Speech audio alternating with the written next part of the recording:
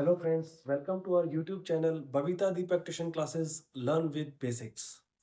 तो जैसा कि हम अभी कंटिन्यू कर रहे हैं 30 डे चैलेंज को, तो आज जो हमारा डे है उसमें हम टॉपिक जो क्लियर करेंगे वो भी बहुत ही इम्पोर्टेंट टॉपिक है। और जैसा कि मैंने आपको पहले ही बता दिया है कि हम सभी वही टॉपिक करवा रहे हैं जो आपके फाइनल बोर्ड एग्जाम्स में आप उनको फेस कर सकते हैं। तो बिना समय गवाते हुए हम जल्दी से उस टॉपिक पे आते हैं जिसका नाम है क्लोर एल्कली प्रोसेस। तो वैसे तो आपने ये सुन लिया होगा क्लोर एल्कली प्रोसेस, क्योंकि आपने जो अपना सिलेबस कवर किया है उसमें ज़रूर ही आपके टीचर ने इसको करवाया होगा। अगर आप इसको समझ गए तो बहुत अच्छा है, लेकिन ये बोर्ड के एग्ज़ाम्स के हिसाब से बहुत ही ज़्यादा इम्पोर्टेंट टॉपिक है। तो चलिए अब हम इसको पढ़ते हैं और जल्दी से आप अपनी जो पेन पेपर है अपने पास लेकर बैठ जाइए। बिल्कुल भी वीडियो को स्किप नहीं करना है और मेरे साथ ध्यान रखना है पूरा। देखिए, क्लोर अल्कली प्रोसेस, जैसा कि इसके नाम से पता लग रहा है क्लोर अल्कली प्रोसेस, तो ये कुछ क्लोर मीन्स क्लोरीन से रिलेटेड होगा और अल्कली मतलब कोई बेस होगा। तो इसी से हम कुछ जो थोड़ा सा हिसाब लगा सकते हैं कि ये प्रोसेस क्या है, क्लोर अल्कली प्रोसेस, जिसमें क्लोरीन और बेस का कुछ ना कुछ कनेक्शन होगा। चलिए देखते हैं। The electrolysis of Bryan using current and producing NaOH as alkali and chlorine gas and hydrogen gas। चलिए, इलेक्ट्रोलिसिस क्या है? इलेक्ट्रोलिसिस यहाँ पे लिखा हुआ है इलेक्ट्रोलिसिस, ये भी बहुत ही ज्यादा इंपॉर्टेंट टॉपिक है। तो सबसे पहले हम इसको सिंपली समझ लेते हैं इलेक्ट्रोलिसिस क्या है। इलेक्ट्रोलिसिस का मतलब है इलेक्ट्रिक करंट की मदद से कोई पर्टिकुलर केमिकल रिएक्शन का होना। इलेक्ट्रिक करंट की मदद से कोई केमिकल रिएक्शन का होना जिसमें इलेक्ट्रोलाइट में से कोई करंट है जो पास होता है और फिर उसमें कोई केमिकल रिएक्शन होती है। ओके, ब्राइन, ब्राइन नाम लिखा हुआ है। तो ब्राइन क्या है? ब्राइन एक सॉल्यूशन है, NaCl solution. Okay, brine is a concentrated NaCl solution जिसको हम ब्राइन बोलते हैं। तो ये नाम बिल्कुल भी ऐसा नहीं है जो आप समझते हैं कि भाई हमें कि जैसे हमें बिल्कुल भी ये ना हो कि भाई हम ब्राइन को जानते नहीं हैं, हम जानते नहीं हैं ब्राइन को। तो ऐसा बिल्कुल भी आपको वो नहीं करना है। ब्राइन का मतलब है NaCl सॉल्यूशन। ठीक है, तो कभी भी अगर पेपर में आपको ये दिख जाए तो घबराना नहीं है कि ये नाम कहाँ से आ गया है। Brine means NaCl solution using current and producing NaOH as alkali. NaOH क्या है? सोडियम हाइड्रोक्साइड, एक बेस है। क्लोरीन गैस और हाइड्रोजन गैस। ठीक है, चलिए अब हम शुरू करते हैं। इसकी जो केमिकल रिएक्शन होगी वो ये कुछ है, NaCl solution Bryan plus H2O। ठीक है, NaCl को जब सोडियम क्लोराइड को जब हम वाटर के साथ कंबाइन करेंगे और जब इसका इलेक्ट्रोलिसिस करेंगे, इलेक्ट्रिसिटी पास करवाएंगे, तो इसमें से बेस अलग होगा 2NaOH, क्लोरीन गैस अलग होगी और हाइड्रोजन गैस अलग होगी। ये रिएक्शन बहुत ही ज्यादा इंपॉर्टेंट है, तो इसको नोट कर लीजिए। ठीक है, जैसा कि मैं कह चुका हूं कि आपको पेन पेपर का यूज करना है, तो इसको नोट कर लीजिए। रिएक्शन बहुत ज्यादा इंपॉर्टेंट है। अगर ये पूरी प्रोसेस नहीं भी आती है और सिंपली आपसे पूछा जाता है give the chemical reaction for chlor alkali process, तो आपको ये रिएक्शन लिखनी होगी। ओके, चलिए। Products formed at anode chlorine gas and cathode as NaOH and H2 gas. तो आपको देखना क्या है, एनोड और कैथोड क्या है?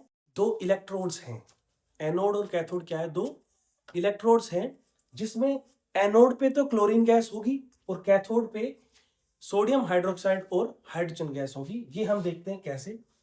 जो एनोड पे केमिकल रिएक्शन अगर होगी दैट इज टू क्लोरीन, जो क्लोरीन है, क्लोरीन आयन, उसमें क्या होगा? क्लोरीन आयन जो है Cl नेगेटिव। ये नेगेटिव का क्या मतलब है आपने पता है? जब हम किसी भी पर्टिकुलर एलिमेंट की इलेक्ट्रॉनिक कॉन्फ़िगरेशन या वैलेंसी लिखते हैं तो उसमें ये चार्ज आता है। क्लोरीन का जो जैसे एटॉमिक नंबर क्या है, उसकी वैलेंसी क्या है, ये सब चीज़ों से हम देखते हैं कि उस पर चार्ज क्या आएगा। तो ये Cl नेगेटिव है। ये आयंस जो बनेंगे Cl नेगेटिव प्लस इलेक्ट्रॉन, अगर उसमें इलेक्ट्रॉन ऐड होगा तो वो इलेक्ट्रॉन जो ऐड होने के बाद जो पूरा एटम बनाएगा, जो आयंस बनाएगा, एक्चुअली इलेक्ट्रोलाइट ही वो चीज होती है जिसमें से करंट पास होता है। और करंट पास कैसे होगा? जब उसमें आयंस होंगे। आयंस मींस चार्ज कैरी करेंगे वो।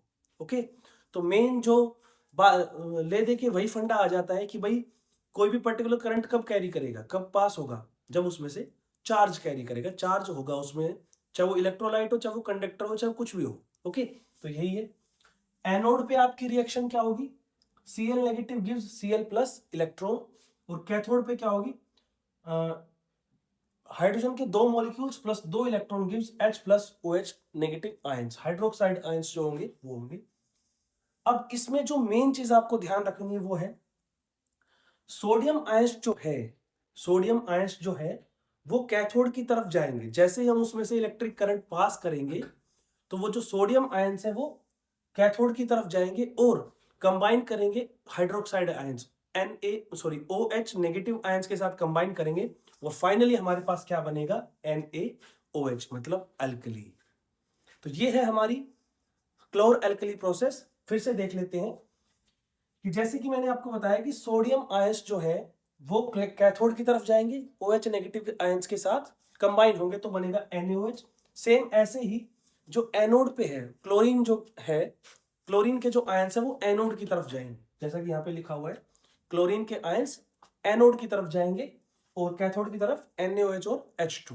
फाइनली हम क्या देखते हैं, क्लोर एल्कली प्रोसेस में बहुत ही सिंपल प्रोसेस है, कोई घबराने वाली बात नहीं है इसमें, बहुत ही आसान है। मैं कहता हूं कि आपको डिट्टो ये जो मैंने लिखा हुआ है इसकी आप चाहे फोटो क्लिक कर लीजिए, स्क्रीनशॉट ले लीजिए, या इसको नोट कर लीजिए, या समझ लीजिए इसको कि ये इसकी जो डेफिनेशन है एक तरह से स्टेटमेंट, और ये इसका जो रिएक्शन है, ये प्रोडक्ट्स है, कहाँ क्या बन रहा है, दोनों प्रोडक्ट्स की केमिकल रिएक्शन, और ये एक सिंपल सी लाइन कि Na पॉजिटिव आयंस कैथोड की तरफ जाएंगे, OH नेगेटिव आयंस के साथ कंबाइन करेंगे और फाइनली बनाएंगे NaOH। सेम ऐसे ही क्लोरीन आयंस जो है वो एनोड की तरफ जाए। तो ये है हमारा छोटा सा टॉपिक क्लोर एल्कली प्रोसेस। पिछले बहुत सारे एग्जाम पेपर में ये पूछा गया है क्लोर एल्कली प्रोसेस। अगर ये डायरेक्ट क्वेश्चन नहीं आता है तो हमें इसकी केमिकल रिएक्शन के अकॉर्डिंग आ जाता है। केमिकल रिएक्शन के अकॉर्डिंग क्वेश्चन नहीं आएगा तो जो एनोड और कैथोड पे क्या क्या प्रोडक्ट्स बन रहे हैं उससे रिगार्डिंग क्वेश्चन आ जाएगा। लेकिन ये बात 100% श्योर है कि आपको क्लोर एल्कली प्रोसेस से रिगार्डिंग कोई ना कोई क्वेश्चन बोर्ड के एग्जाम में जरूर मिलेगा। तो आपको ये पूरी वीडियो को दोबारा ध्यान से देखना है, समझना है, और मेनली जो इसकी केमिकल रिएक्शंस है उनको याद रखना है। ओके, तो ये हमारा जो आज का टॉपिक था वो हमने कवर किया है, बहुत ही इंपॉर्टेंट टॉपिक है। मैं चाहता हूं कि एग्जाम्स तक आप इन वीडियो को जरूर देखें।